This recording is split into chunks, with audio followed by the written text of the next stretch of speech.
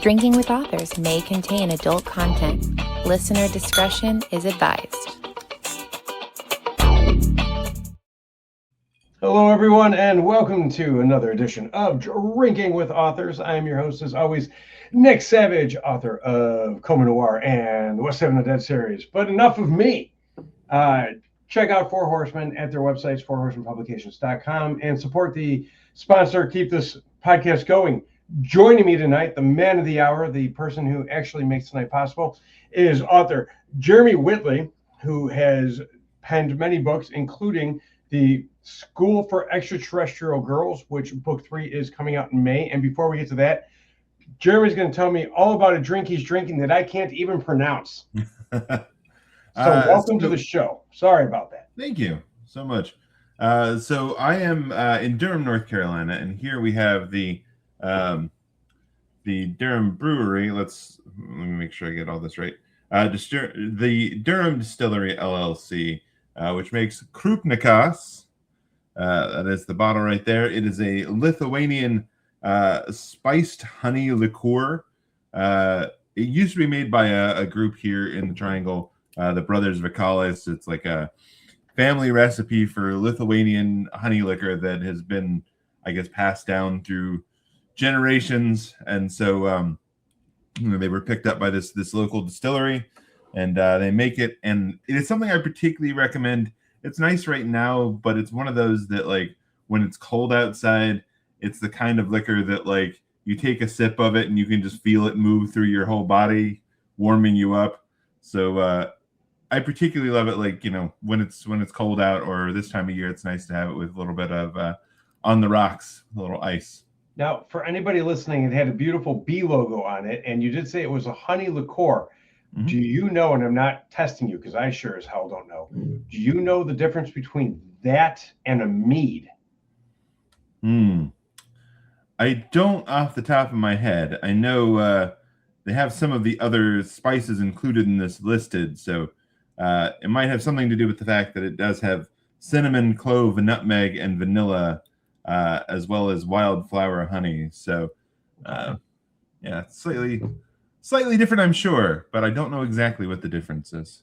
That's okay. I know nothing about mead. I tried it once. I wasn't a fan of it, but it was a little bitter. So I don't know if it was just maybe the mead itself, but liqueurs are always on my to-try list. So yeah, next time I find myself in Durham, I'm going to be trying that. Yeah, we do also have a meadery here. There's the Honey Girl Meadery here in Durham, which is also great. I have no idea what the difference between the two is, but those are also good.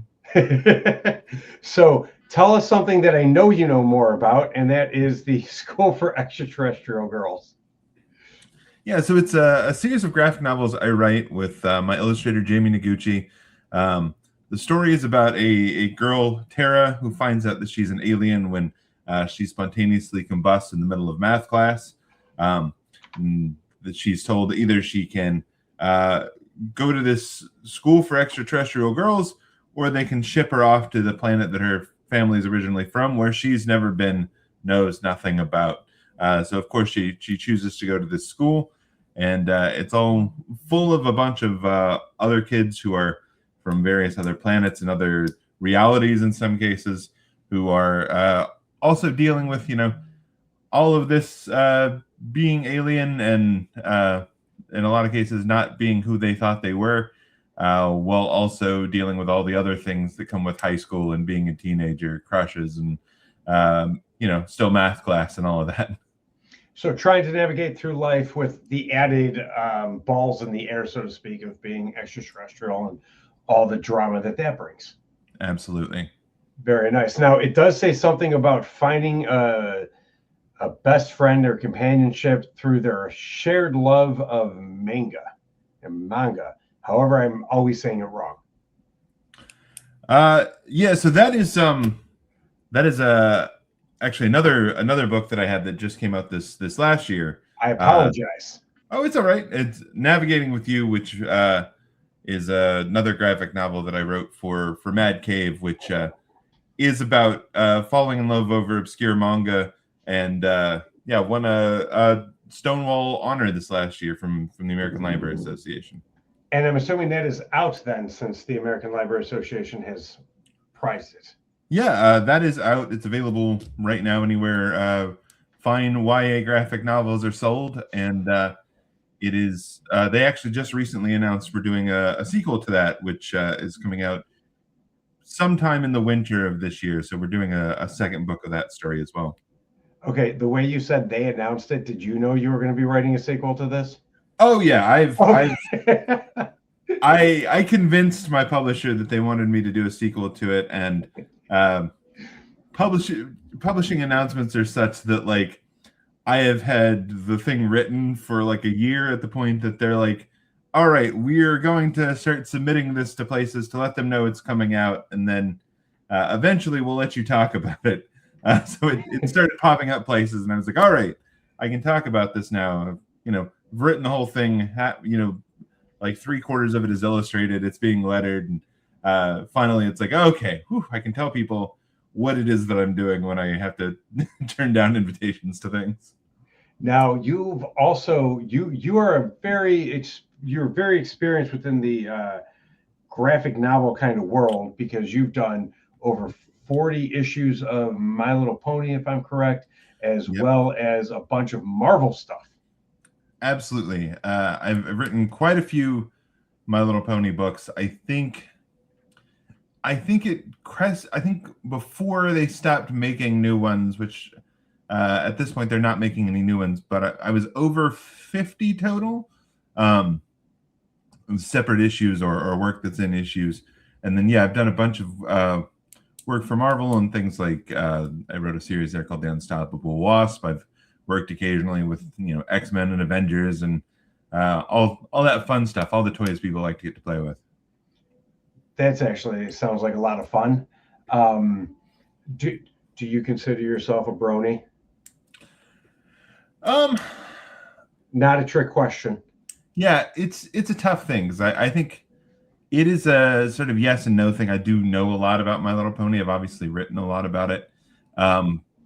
But I think a lot of the guys who are in that fandom are more intensely into it than I am. They have more stuff memorized that is very specifically a thing they're into. Whereas for me, it very much started off as like a show I watched with my daughter, and then a job that I got to do, which was a lot of fun.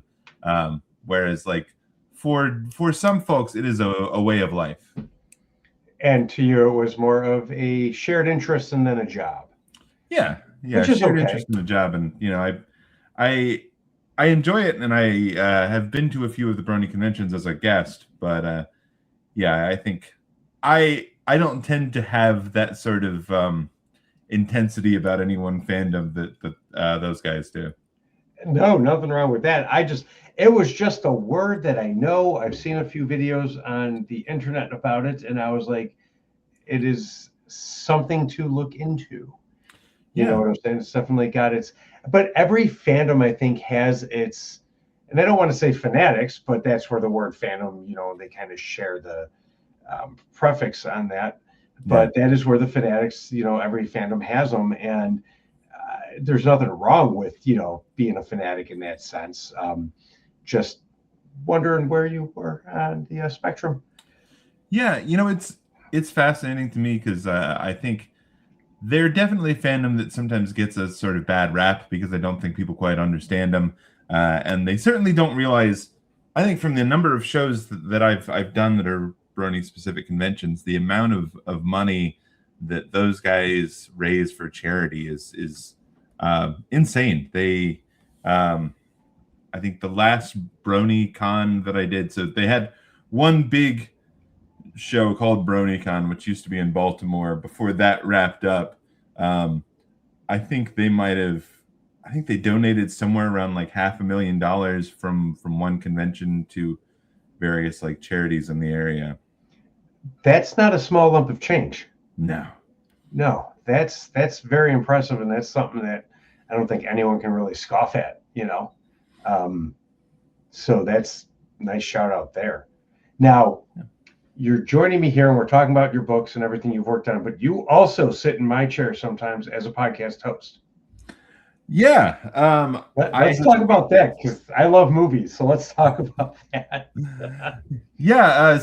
This was our podcast was sort of a brainchild of the pandemic. It was 2020, and I wasn't getting to see my friends who don't live anywhere near me. And we're all sort of horror nerds. And I think for a lot of people that I know, horror gets kind of a bad rap as being sort of regressive or not particularly having values that are friendly to, progressive politics or to women, things like that. I think that is actually the movies that people are thinking of when they talk about that are a very small subset of horror. And so we wanted to get together this group of progressive nerds and a lot of guests we've had and talk about like horror movies through a progressive lens, right? The politics of horror and queer horror and all this fun stuff that I love in horror. So we started this program, Progressively Horrified, that we record every week and we post every week. Where every week we watch a horror movie and we sit down and talk about ways in which it is. Some of them are feminist, they're diverse, how they deal with LGBT issues or mental illness or physical disability, class, things like that. So it's fun because you get to discuss things like obviously Jordan Peele's movies or Sinners, things like that deal a lot with that stuff specifically. And then occasionally I get to ask questions like, hey guys, is Jaws feminist? and just sort of see what comes out of that conversation. That sounds like a lot of fun. And we can find that everywhere podcasts are. Oh yeah, absolutely. Okay. Do you have any favorite horror movies off the top of your head? And I know asking for one might be a little much, but it gets tough because we do a lot of rating of our stuff. Once a year we go through all the movies we've talked about for the year and sort of put them on a big list as our favorites. I think still probably the one that I love the most is probably the Babadook. Okay. The Babadook is really, I think that has a lot to do with sort of the time I watched it, because it has a lot to do with parenting and grief and all these things that you deal with as a parent, the stuff you're putting up with your kids and the ways in which sometimes you don't react to that in the way that you wish you would or that you thought you would. And I think I really had a reaction from watching that movie of being like, oh no, I am this person. Like I am the Babadook. I'm dealing with this same stuff myself. But that's what I really love. But there's a huge list of like really, really great horror movies that we love. So like that's right up there with like The Thing is up there, of course, and Get Out's another one that I just love. And this last year we added Sinners as pretty high up on that list as well. I've not had a chance to watch Sinners, but I've heard a lot about it, and it seems like a phenomenal movie. I was watching some comedian who didn't know that Michael B. Jordan played both characters, so he thought that he was just either had a twin brother or that the comedian was just really it was part of the joke he was telling, but it was really just like unintentionally racist. And it was a really, really funny bit. But the movie itself, the themes of the movie make it seem like a really good, horror movie. But I think horror movies have evolved past just, the slasher flicks, you know what I'm saying, of the 80s. And there's nothing wrong with those. They're some of my favorite. Do you ever get into obscure horror movies? Yeah, we've definitely talked about some strange and unusual ones, both American ones and foreign ones. I think one of my favorite weird ones that I discovered for the podcast is the Japanese movie House, also known as Hausu, which is just like clearly an example of like them wanting to make a horror movie and not quite being clear on what it is. And if people haven't seen that movie, I absolutely recommend that you go dig this up. because it feels in some ways very much like what if the cast of Sailor Moon got pulled into a horror movie, and things go very strange and very sideways very fast. No. Now, I know you did not come on here to have an episode of your podcast, but I just had to sidetrack because I love horror, kind of a side passion. I do a lot of conventions that are horror themed and stuff like that, so I get to be around it a lot. So it's nice to talk to people who are. But back to the writing, have you always wanted to be as involved in graphic novels and stuff as you are in that whole world? And when I say graphic novels, I'm including comics and the manga and everything like that. Or were you wanting to be more of a traditional quote unquote novelist? I think it's a little bit of both. Like, I've always been a comics fan. It's always something that I was really interested in. I am a terrible artist, though. And I think for a long time, I was sort of came up through high school and college wanting to write, and college I took creative writing classes, and they really discourage anything that feels too much like genre in a lot of the creative writing classes. So I kind of fell away from that, and then I think shortly after graduating and working at a Blockbuster, which is what usually people do with creative writing degrees, work in retail, I sort of stumbled back into reading comics, and I think I started reading stuff like Why the Last Man, and sort of discovering that you didn't have to be able to draw as well. You could work with an artist, and there was such an incredible range of types of stories that were being told out there, that you could tell, and things that you could do. And I think that sort of lit the fire under me to get into that side of writing. And I do want to do more prose stuff. In particular, I'm working on a horror book that I want to get out that's definitely more prose. But I think graphic novels it's really fun to get to work on. I am a big dialogue guy anyway, so it's a lot like screenwriting in that respect, that you get to write mostly dialogue. And then you get there's an incredible part of being a comics writer or a graphic novelist, where you get to send off a script, and then you just get these incredible visuals in your inbox one day, and oh wow, that's exactly like I saw it, or in a lot of cases better than I imagined it. And it's such a cool thing to see your characters and your stories come to life in front of you over a much shorter period of time than what movies usually are, and get to really do some unique types of stories that are harder to get made in movies or even in prose in some cases. So let me ask you a question that's going to be not at all difficult to answer. Do you then enjoy and find the process of working with others something that helps advance the creative process for a better end product? Yeah, in a lot of cases, I think I do.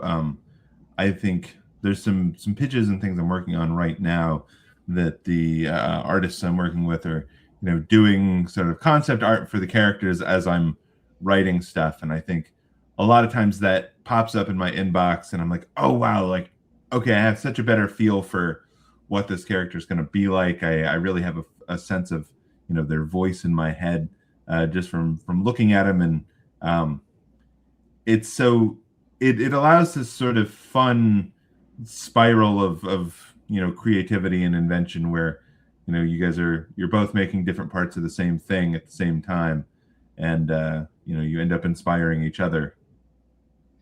Have you ever had to look at something that was sent to you and position appropriate, of course, gone back to the artist and been like, this is not quite right, and had to kind of suggest changes, even though you yourself aren't as artistically inclined as the artist? Yeah, I mean, I think for my part, I try to do that as early in the process as possible, because usually you don't jump straight to sort of finished art. Somebody will do sort of rough pencils, and they'll turn stuff over to you, and then inks and colors and things like that. So a lot of times I'll look over those sort of rough pencils with my script next to me or with my script in mind, and I try to do as little like major changes as possible, and when there are major changes, I try to get them in as soon as possible. So yeah, it sometimes can be delicate, but there's definitely cases where it's like, well, if we don't fix this, then this part of the story isn't going to make sense, or these things aren't going to line up the way we want them to. So there are certainly some cases where I've had to make big changes and request big changes, but also I've found that like a lot of the mistakes or things that people sort of misunderstand in scripts, sometimes they come back better. So I think one example is when I was working on The Wasp, my illustrators Gurihiru are Japanese. So everything was going through a translator, and there's a part where the character is driving, like learning to drive, and it says that she hits a speed bump and the car goes flying. And as I'm looking through these pages, they've drawn like her jumping, like the car jumping off the speed bump, and then literally like jet engines firing out from underneath it and it flying off. That was like so awesome. Yeah, it was definitely like I was talking to my editor and I was like, this is not at all what I had in mind, but it's so much cooler. Like her car's got jets now. I don't know where she got this, but we're gonna stay with that. Definitely something that's lost in translation. But yeah. I think because I could just imagine like if I got something translated to me from another language and just being like not understanding it, but I'm like, that's what he wants. And here's this car, just now jet engines.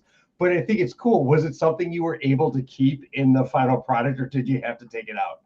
Oh yeah, it's still in there in the graphic novels version that they've reprinted of it. It's still out there wandering around on Marvel's online service and everything too. So it was just one of those that it was so cool that it was like, yeah, we got to stick with that. Usually if a lot of illustrators will read the script and will either come back to you or make notes on things that are like, hey, I think it would work better if we did one more panel here or transitioned this way. And 90% of the time I'm just like, go for it. I'll adjust the text however we need to make it work.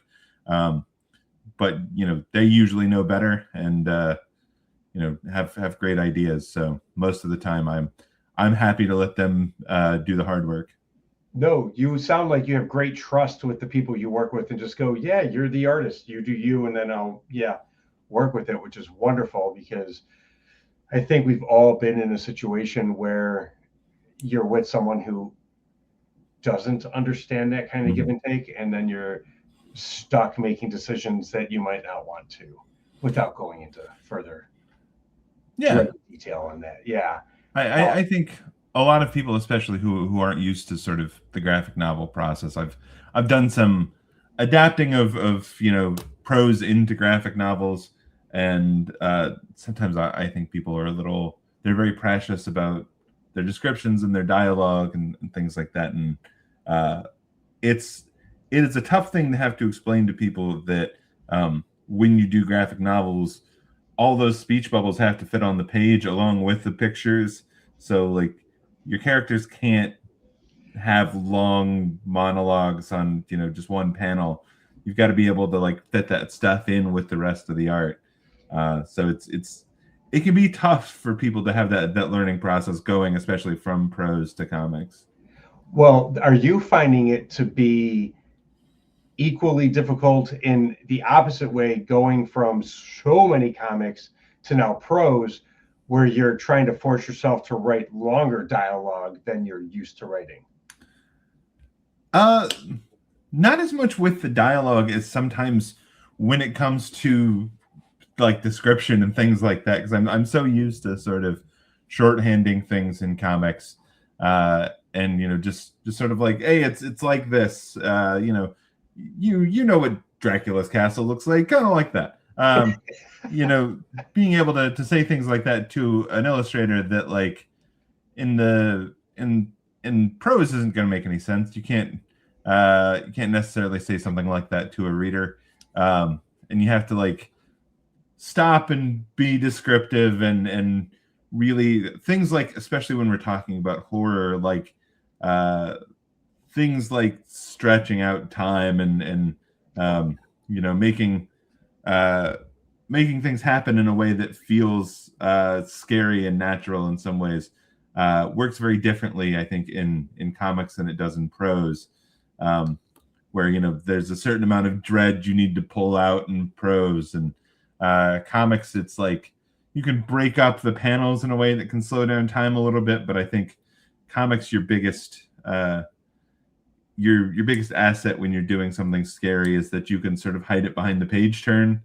So, somebody won't, you can draw something out onto that right-hand page, and then they're going to flip over to the next page, and you can hide something right on the other side of that won't necessarily get the same like jump reaction out of people, but will like give you a chance to shock them. Yes. No, that's wonderful. You have me thinking now of a book, like a comedy, where the author just describes stuff like, hey, he comes upon a castle, like Dracula's, and just like talks, like the whole narration is just the author talking to the reader in like casual conversation like that. Like that would be either be the funniest novel I've ever read or the most awful, and I'm not sure where it would fall, but I think that'd be hysterical to try. I had a thought. Remember when we were talking beforehand, and I was like, my brain shuts off on me sometimes. Yeah. This is one of those moments. You were talking about writing and the turn pages and the timing. That's where I was going. Thank you. With the timing, when you're pacing out in the prose, because you said you're working on a horror novel, mm-hmm. When you're pacing out your prose, are you finding it when you're actually doing the writing? Because when you're writing an action scene, the words are just coming off, and you're typing 1,000 words a minute, metaphorically speaking. Are you finding that when you're trying to slow down the pace, you actually slow down your writing, or are you still typing 1,000 words a minute because you have it, like your experience? So you can, you know what I'm saying? Like you have this in your head. What's your process like, I guess, is what I'm trying to get to. I feel like a lot of the time with pacing, the more I'm sort of slowing down, the faster I end up writing the stuff, just because I'm like, and this happens, and there's this pause, they fall, they're crawling away. As you're drawing out that time, I think it's very easy, at least for me, to find the words for like, drawing out horror and action and things like that, and then giving sort of an image to what all this is going to look like. Whereas sometimes I think one of the harder things for me with prose is comics. There's so much more of a tendency to not have to spell out exactly what somebody is feeling, to not have to put words to it. If you can get a good enough artist who can draw those emotions in and really like make the reader feel what they're feeling, you don't have to necessarily write as much of the write the feelings down. And then when I start doing it in prose, I find myself wanting to immediately have the character like explain how they're feeling to the reader, and I have to remind myself, it's like, oh no, we don't have to do that. We can give a little hint and like pull it down the line and let them draw it out a little bit at a time. Let them feel what they're feeling instead of just telling them what they're feeling. But yeah. The kind of telling the reader is very kind of Hunter S. Thompson in that sense of, kind of the, what do they call it, gonzo journalism style writing that he had, where he's just talking about what's going on in his head. And I think that can be beautiful in its own right if it's, done properly. So, do you when it comes to that stuff. You're working on this horror book. Is there anything we can know about it, or is this still under wraps at this point? I'm still sort of talking to some publishers about this. I'm hoping to get it picked up somewhere, but it is influenced a lot by my sort of like growing up in small town North Carolina and seeing, I think not to be too dramatic about it, but the monsters that people become because of things like politics and the economy and things like that, who, as when I was younger, taught me a lot about how you're supposed to act and what kind of person you're supposed to be, and have turned out to be very different sorts of people than what they taught me to be. I think the world has showed us a lot of those people, and it's very disheartening sometimes. Yeah. Not to bring down the mood, but it's a part of life. Like, especially when you find out it's like family members and stuff who you've grown up to admire and love, and then things happen and you're like, oh, you're really not as nice as I thought you were. And it sucks sometimes to see that. So seeing it in horror book form, I think will be a really nice way for a lot of people to read it and relate to it. Yeah, I hope so, because I think that is some of the hardest horror of real life is just sort of finding out that the people who, at least at one point, you trusted and thought well of, aren't who you thought they were. And that is, I think that's been a rough situation that over the last, decade, a lot of people have had to deal with. And going back to visit my parents and seeing some of the political signage and seeing what those people are up to now is, it's deeply concerning and horrifying in a wholly different way than vampires or jump scares. There comes a point where the fantasy horror would almost become more desirable than what's going on in the world today. Yeah. I mean, I think there's a tendency for you to tell yourself that, especially as a writer, in some cases, that people who are bad or people who mistreat other people are that way because of something that has happened to them, or they don't know any better. And seeing the people that you do know better go down those same roads, I think is far more terrifying than Dracula. I always say that a person who's 40 and the same person at 40 as they were when they were 20 has wasted 20 years of their life. And it's not mine, it's some other person's famous quote, and I'm paraphrasing. But when they become that kind of mentality, you almost wish they hadn't changed from, what I'm saying, what they were. Yeah. They were 20 years ago. So I'm with you on that, which I also understand is hard. Like we try and keep things, like in life, people try and keep things a certain keel. You know what I'm saying? And on podcasts, you try and tread certain grounds, but sometimes you can't. And when you can't, you have to. You know what I'm saying? You have to tread where you must and stuff. So I appreciate your openness and honesty about that right now. Yeah, thank you. I think it's one of those things that I think we talk a lot about elevated horror now as a very like buzzwordy term about what horror is and isn't, and these I feel like there's that Sopranos version that it's like horror, but the Dracula is that his dad is abusive or that his dad died or something like that. Yeah, it's very like, it's sort of true of the genre, but also like those are the things that are really scary, is just the way in which the world sort of makes monsters out of people who aren't initially monsters, who you knew as normal people who you had no reason to think had these capabilities inside them. That's the real scary stuff. Well, like, I don't know if you've ever seen the movie Frailty. But yeah, it's a movie that I saw and I was like, oh, I'll watch it. I don't know if it'll be any good. And it stuck with me and still kind of haunts me to this day because of, and you nodded your head, you've seen it, right? Yeah. what did you think of that kind of whole commentary of the main character and, you know, the killings throughout the movie, and then realizing that they were horrible people? The commentary, not the actual killing part. Yeah, I think it's rough. I think there are a lot of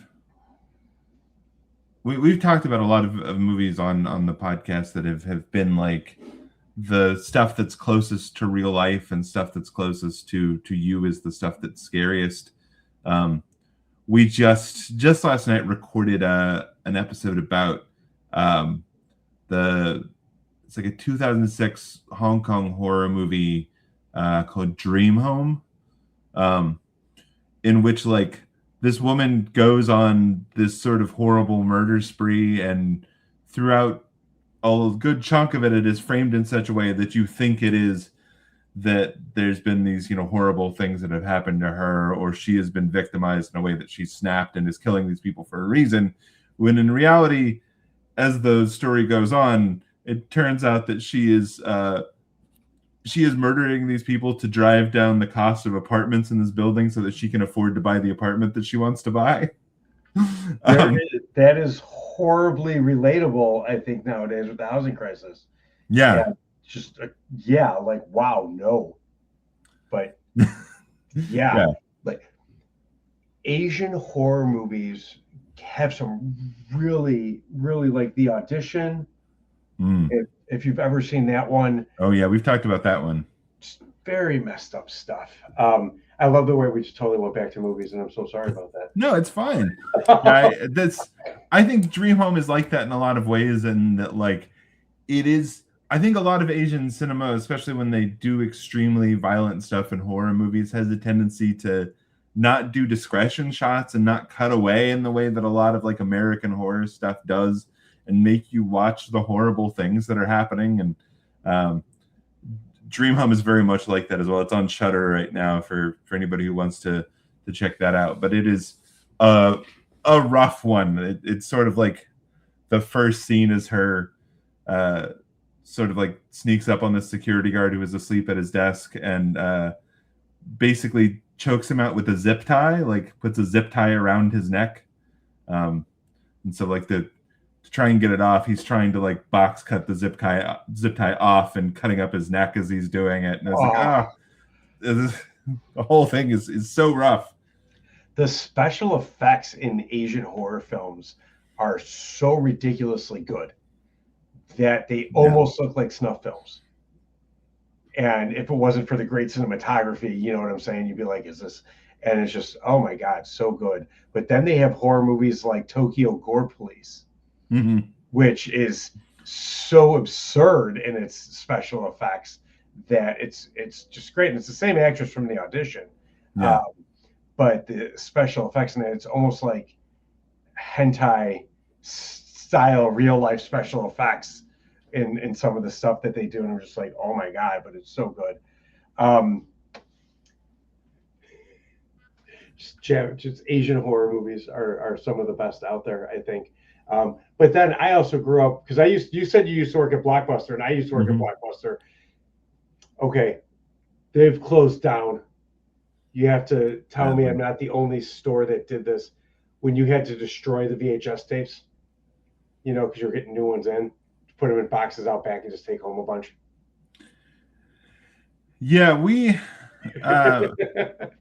there were ones where by the time I was working there, it was all DVDs, and they had like a device that was a DVD shredder where like basically you just put it through this thing and it would mark up the thing so badly that it couldn't work. But you know, sometimes they would have particular contracts where it's like they would send a corporate guy by to collect the discs and make sure that you had destroyed the number you were supposed to and all of that. But any opportunity I had to, especially like sneak movies that I wanted off the shelf and, you know, mark them down as something that I could buy on the cheap, or we did that too. Yeah, that's how I got the copy of Seven Samurai that's in my movies back there. It was I dated myself too, saying VHS tapes And then you're like, oh, I'm not that old, so thanks for that. Well, they were just phasing out the last of the VHSs as I was working there, and yeah, I didn't have to deal for more than like a few months with rewinders, thankfully. Oh, so lucky. It was constantly just people dropping them off and having to rewind them and stuff. But like, yeah, we would, with the VHS, you didn't have that shredding. We were supposed to take a hammer and hit them, and the manager would be like, just pretend to hit them because the camera's there in corporate look sometimes. And then we just have boxes out back, and you have like 1,000 VHS tapes in your collection at home and stuff like that. And it was just Blockbuster, but it was such a good job. And like you said, everyone with the creative writing degree worked there, but it's true. Like Quentin Tarantino worked there. Yeah. Yeah. And it just all these great actors and directors and stuff at some point worked at Blockbuster. So it was kind of like a rite of passage for people at the time in the industry to be like, we're working there.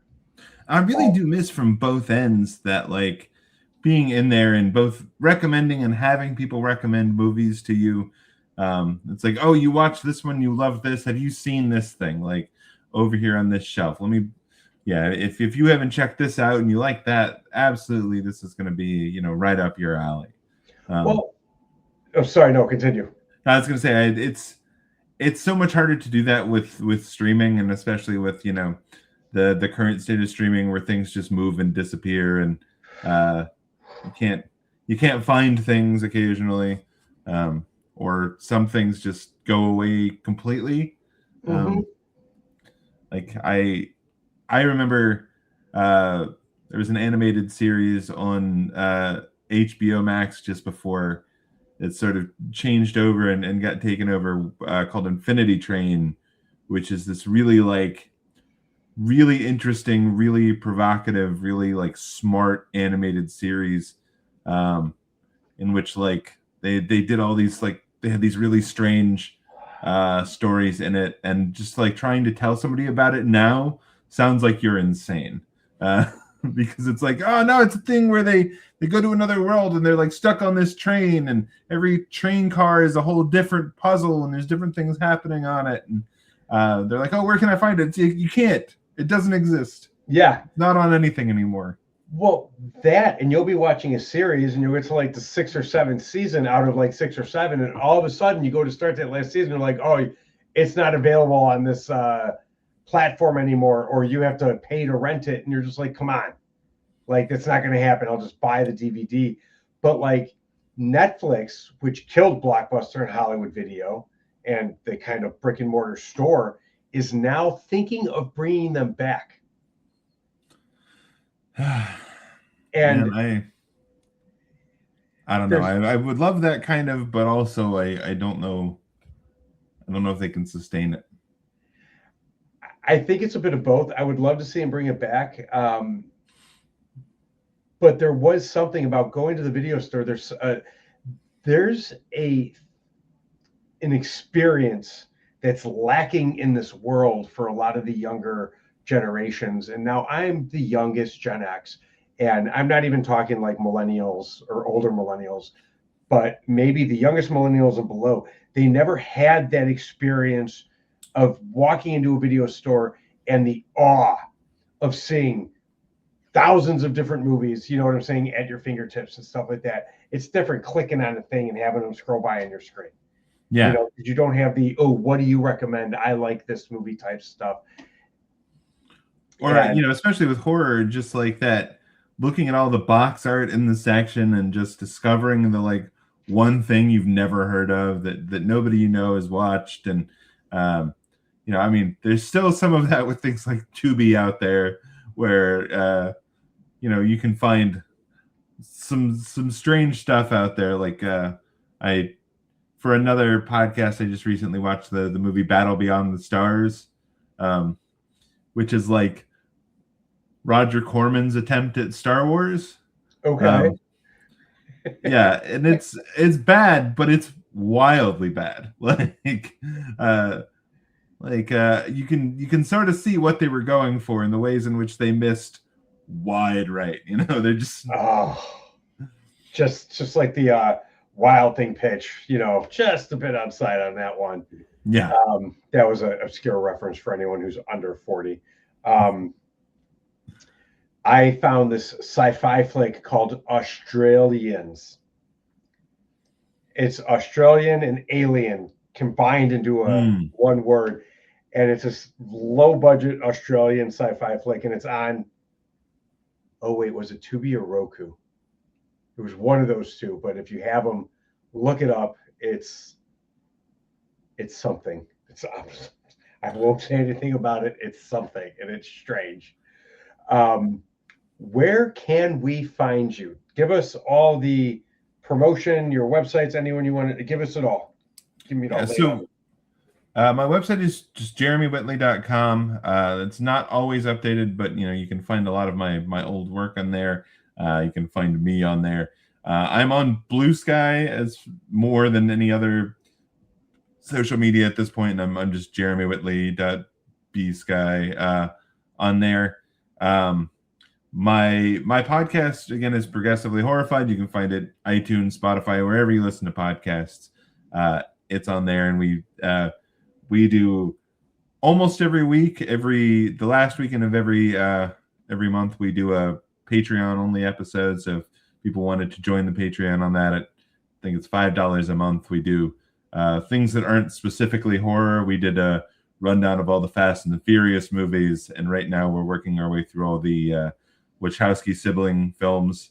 So we talked about all the Matrix, all the Matrices, the V for Vendetta, Jupiter Rising, all that stuff. So that's a lot of fun. If you like the series, you can check that out too. I'm trying to think if there's anywhere else people should be following me. They can always check out. I'm on Instagram also I think it's JRome58, so JROME58. And then the first two School for Extraterrestrial Girls are already out there in the world, and the third one is coming out in May. And that is, orderable right now, or you can pick it up at any book or comic book store starting in May.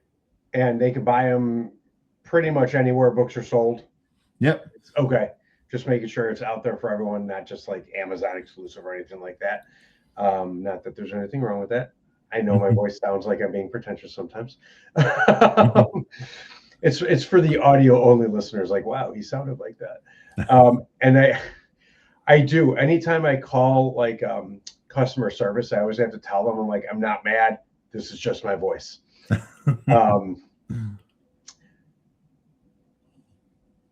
I always ask, if you can give one piece of advice to an aspiring writer, what would it be? My big piece of advice to people is always stop aspiring and start writing. Like, all you have to do to be a writer is write. There's nothing to aspire to. Just start doing it. You will probably make bad stuff. You got to get the bad stuff out of the way before you get to the good stuff. So don't worry about writing bad stuff. That's just how you get to the good things. It's a perfect kind of concise piece of advice too, because I've heard it before. Write your first book, put it in a drawer, and just move on to your second book. Whether it's novel, graphic, or otherwise, but it's true, and I think people will write some shitty things once in a while, and that's okay. Everyone does it, even when they're famous. Yep. And not everything. I just think what you said is absolutely perfect. Any last shout outs before I wrap this up? Publisher, wife, kids. Yeah, shout out to my wife Alicia and my kids, and yeah, they probably won't listen to this, but shout out to them. They're great. It's out there in the world, and you know what? You can make them listen to it. Be like, hey, listen to this. There's something at the end, and then they're gonna the kid will love it. She'll be like, why'd you make me listen to that, Dad? Yeah, I wouldn't be able to do all of this. Wouldn't be able to survive as a writer if it weren't for my wife, especially. So that is a very noble thing to say, because I'm right there with you on that. Yeah. Jeremy, I want to thank you for being here, man. It has been an absolute pleasure to discuss everything from graphic novels, because my experience is far, far less than yours in that. And it's nice to know that when I did mine, I wasn't terribly wrong in the decisions I made. So thank you for the quiet inspiration you've given me on that. We'll listen to you talk about that. But thank you for that. As your next, when your horror book is set to come out, I want you back here. All right. I will absolutely do that. We'll talk about that. So thank you so much for being here. Everyone listening, everyone watching, follow him in all the socials, follow him and go to his website. He's got the Patreon. It's always good to support people. But until next time, just remember, it costs nothing to be kind. Jeremy, don't go anywhere. We'll be. Thank you for listening to Drinking with Authors. Join us next time for another fun conversation with an author over drinks.